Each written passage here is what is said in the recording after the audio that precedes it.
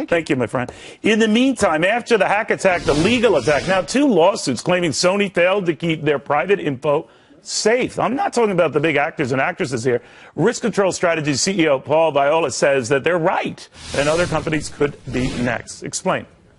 Yeah, hi, Neil. Yeah, absolutely. There's no question about that. I think, the problem that we're seeing right now is this epiphany people are getting about how vulnerable we are from the corporate side. I mean, this isn't just a Sony thing. I mean, this is clearly that entire industry. So it's not just look out Sony. Well, look what at are they anybody. upset about? That they're next, that their emails are exposed? Or yeah, I think, the bottom line is that there's a much higher level of expectancy with respect to privacy.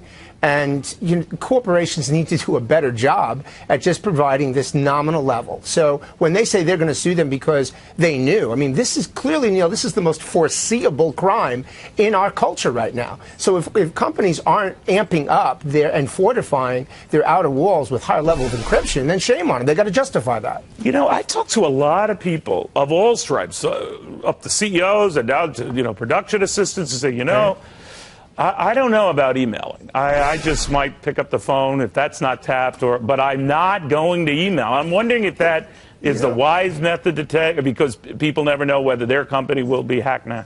You know what, Neil, the bottom line is that if you don't want everyone to read it, then don't put it in an email. And, that's really the bottom line there. But the point to make, though, and this is very important. But that would make all emails very innocuous and vanilla. Listen, right? I mean, some of them you like to spice it up. You should hear the things I say about the other anchors here. Exactly. I could only imagine. Right, please. But well, they started because they emailed. But go ahead. But that's because you're such a good guy. That's why.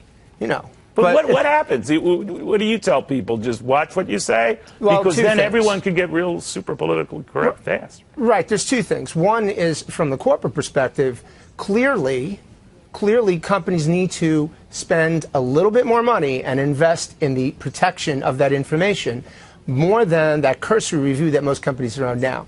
Second is the person, the individual. Unless they're really completely sure that their companies are protecting that information the way they should, don't put it in writing. It's that simple. Wow. Paul, it's a weird world, but I mean, you were ahead of it. I appreciate that. You're not kidding. Thank you very much. Well, Always meanwhile...